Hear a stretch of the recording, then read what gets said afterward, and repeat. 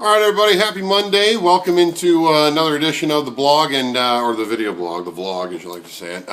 First and foremost, let's get right into it. Carolina Panthers.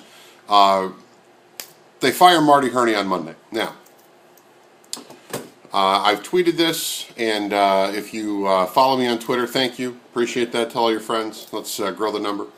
But Marty Hurney didn't catch a pass. He didn't throw a block. He didn't throw a ball. He didn't run for a yard. And everybody and their brother thought he was the problem. So now you have him. You have the scalp. You have Marty Hurney. Now what? Firing Marty Hurney is not the quick fix. It is not going to cure what ails this football team. Nothing is going to cure what ails this football team by firing people. It's not.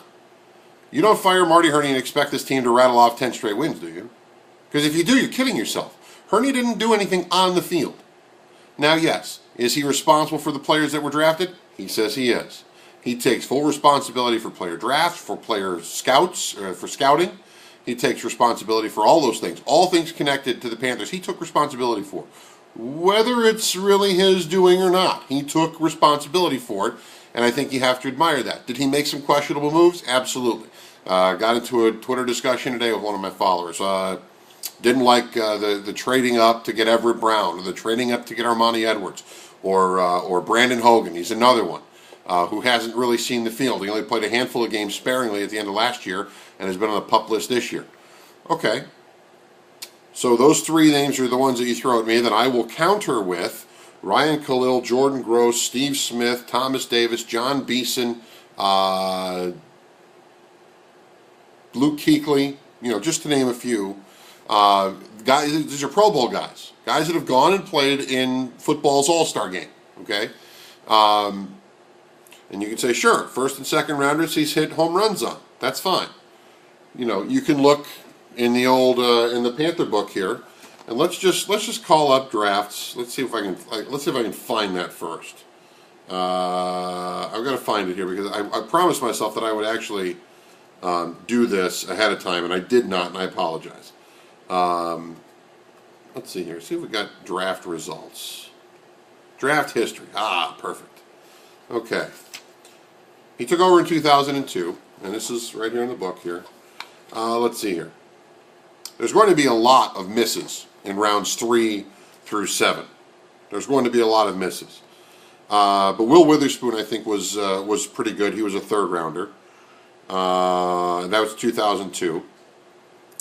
Ricky Manning Jr. had a quick cup of coffee, and in fact, the year they went to the Super Bowl, as a rookie, he had a couple of picks in the NFC Championship game.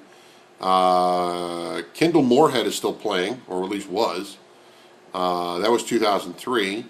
2004 draft was Travell Wharton, who's now in Cincinnati, although he got injured. Sean Tufts is somewhere in the NFL these days as well. 2005... Round 5B, your now starting center, Jeff Hangartner. 2006, Jeff King was a tight end. Did okay. Stanley McClover was okay for a while. James Anderson was a third-round pick in 2007. 2008 was Dan Connor, a third-round pick. Charles Godfrey, a third-round pick. Gary Barnidge, still on the team. Jeff Schwartz, got a big contract to go to Minnesota. Mackenzie Bernardo went to Dallas this past year. He was round 7, and he was, he went as a free agent because the Panthers changed their offensive philosophy this past year. Round 7, 2009, Captain Munnerlyn, who's done okay. Duke Robinson. If Duke Robinson had, more gumption, he might have made the team because he was a huge body. Mike Goodson playing with the Oakland Raiders was a 4th-round pick in 2009. So, it's not like they've whiffed. Greg Hardy was a 6th-round pick in 2010.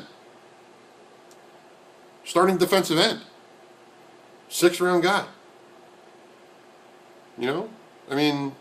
Kilo Polaris was a 5th-round guy. He's returning kicks. So they have had some hits. They've had some misses. Every team hits and misses in rounds 3 through 7. It just happens. There is no exact science to the draft. If you start pinning a guy's reputation on the draft, he better be darn good. He better be outstanding. And there are teams that draft very, very well. I will admit that. However, my point is this all doesn't fall on Marty Hurney. It doesn't. He's the fall guy. He's the guy that Panther fans had to have the head of. And this is going back 3 weeks. Had to have, somebody's got to pay for this. It's got to be the GM. If you're going to fire the GM, fire him at the end of the season. Because he's not doing anything during the regular year except scouting players and preparing for next year. And sure, you want to fire a guy now and bring in somebody else? That's great. Right now, Brandon Beane for the Panthers is going to be running the day-to-day. They don't have a GM. They're not going to name an interim GM. So when owner Jerry Richardson wants a new GM, he'll hire a new GM. Okay? Remember, the Panthers went this route without a GM before. Didn't work so well. Yeah, didn't work so well. So basically, my whole point is this.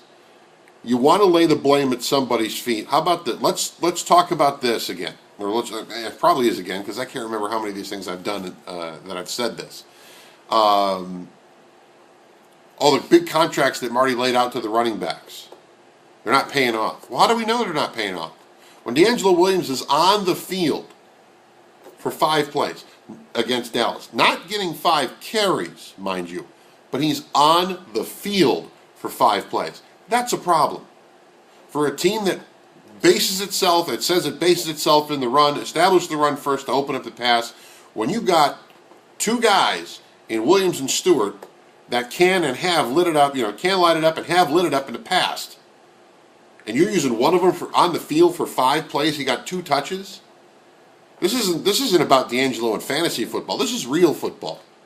Okay? When you've got those kind of weapons and you're not utilizing them, to me, that's coaching. That's preparation. That's game plan. And I think that the Panther coaching staff is just as culpable in this instance of Marty Hurney getting fired as the players are for perhaps not executing.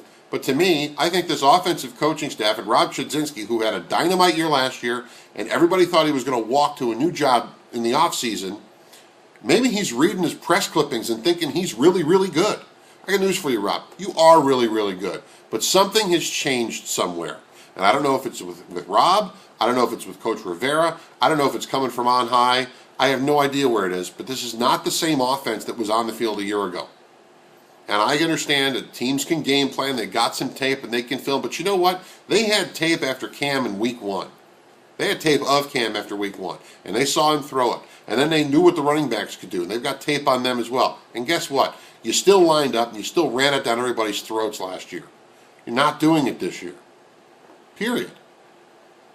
There have been mistakes made in clock management by head coach Ron Rivera. There have been mistakes, in my opinion, of game plan. And these guys have forgotten more about football than I'll ever know. But I do know when you have 2 solid running backs and they're not getting touches because your quarterback is doing all the running, there's a problem there.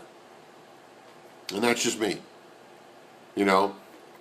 I made the comment to a photographer on the field on Sunday in the Dallas game, man, don't they let Cam run anymore? Next thing you know, on the drive that eventually led to an interception, Cam had 2 runs of 20-plus yards moving down the field. Well, that's fine. That's all well and good. Those are broken plays. Those weren't designed runs. Still, he was able to get into space and make people miss. To me, I think I think there needs to be an attitude adjustment with this team, offensively. Defense, I'll tell you what, my hat's off to you. Sean McDermott, I'll tell you what, the Panthers will probably lose him before they lose Chudzinski now. In my opinion, this is a defense that, unheralded, they're giving up 1 touchdown a game. They're giving up field goals as well, but that's better than touchdowns. And if this defense allows 19 points a game, this Panther team should win every time, based on their offense. Period. So, is it players? I don't know. I don't think it is. I think there's enough talent offensively that the Panthers should put up 21 points a game or more. Is it execution? Perhaps. I think this team probably could execute a little bit cleaner, a little bit more crisply. Is it scheme? Is it attitude? I think it's that. Absolutely. And I think this falls on coaching and game planning. To me, that's where I think this falls. So, Panther fans, you got your wish. You got your guy. Marty Hurney is gone. Congratulations. The question I pose to you now is this. Now what? What are they prepared to do now to make you happy? What are you prepared to do? Because really, the Panthers gave you your wish. It was all the GM's fault, wasn't it? Ponder that one. We'll come back and talk about this later in the week because Carolina goes to Chicago this week to take on the Bears. A game I'd love to to go back to the hometown. Can't do it. Got other responsibilities got to take care of. But if this team doesn't wake up offensively,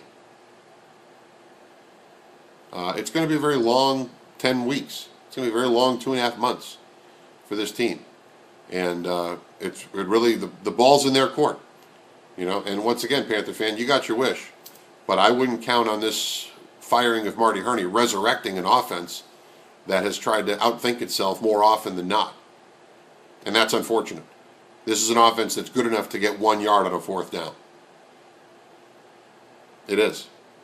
And that's the bottom line.